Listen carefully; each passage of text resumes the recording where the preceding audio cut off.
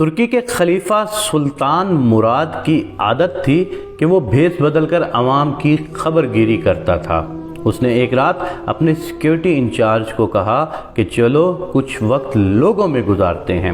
شہر کے ایک کنارے پر پہنچے تو دیکھا ایک آدمی گرا پڑا ہے۔ بادشاہ نے اسے ہلا کر دیکھا تو مردہ انسان تھا، لوگ اس کے پاس سے گزر کر جا رہے تھے۔ بادشاہ نے لوگوں کو آواز دی، ادھر آؤ بھائی۔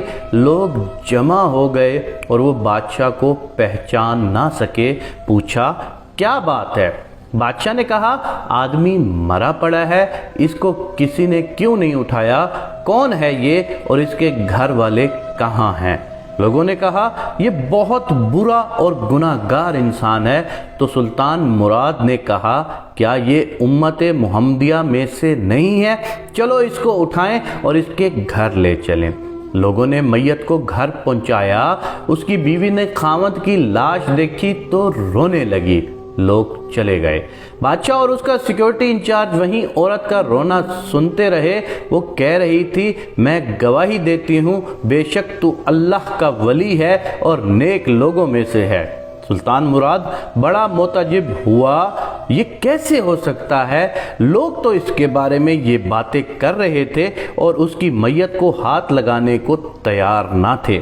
اس کی بیوی نے کہا مجھے بھی لوگوں سے یہی توقع تھی۔ اصل حقیقت یہ ہے کہ میرا خاوند ہر روز شراب خانے جاتا، جتنی ہو سکے شراب خریدتا اور گھر لا کر گڑھے میں بہا دیتا اور کہتا کہ چلو کچھ تو گناہوں کا بوجھ مسلمانوں سے ہلکا ہوا۔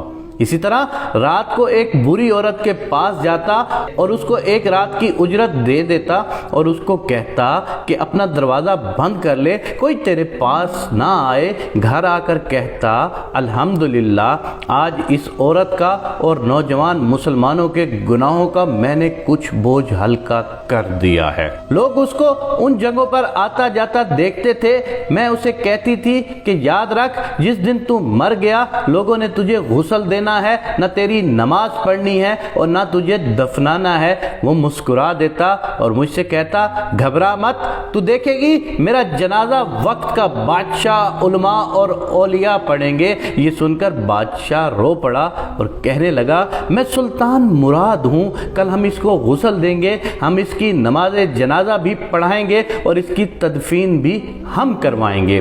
چنانچہ اس کا جنازہ بادشاہ، علماء، اولیاء اور کثیر عوام نے پڑھا۔ آج ہم بظاہر کچھ دیکھ کر یا محض دوستوں سے سن کر اہم فیصلے کر بیٹھتے ہیں، اگر ہم دوسروں کے دلوں کے بھید جان جائیں تو ہماری زبانیں گنگی ہو جائیں گی۔ اللہ پاک قرآن میں فرماتا ہے کہ انما اعمال بالنیات، عملوں کا دار و مدار تمہاری نیت پر ہے۔ لوگ تمہارے عمل کو دیکھتے ہیں لیکن اللہ تمہاری نیت کو دیکھتا ہے۔ حضرت علی کرم اللہ وجہ فرماتے ہیں تم اچھے ہو اور لوگ تمہیں برا سمجھے، یہ اس سے لاکھوں گنا بہتر ہے کہ تم برے ہو اور لوگ تمہارے ڈر اور خوف کی وجہ سے تمہیں اچھا سمجھیں۔ ظاہر کو چھوڑ دو، کسی انسان کو دیکھنا ہے تو اس کے باطن کو چیک کرو۔ جیسے کہ یہ شخص شراب کو خرید کر اس کو بہا دیتا تھا کہ مسلمانوں پر کچھ شراب کا بوجھ کم ہو جائے، اور رات کو کسی عورت کے پاس جا کر اس کا دروازہ بند کروا کے اس کو اس کی اجرت دے کر کہتا تھا کہ آج کی رات تم نے گناہ نہیں کرنا۔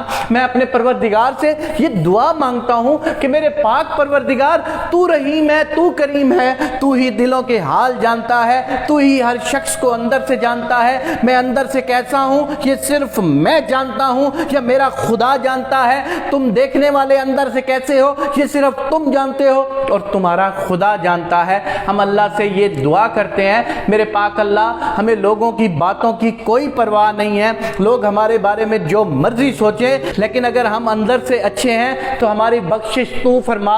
میرے پاک اللہ ہمیں نیکی کی توفیق عنایت فرما۔ میرے پاک اللہ جتنے لوگ نیکی کر رہے ہیں ان کو ان کا صلہ عطا فرما۔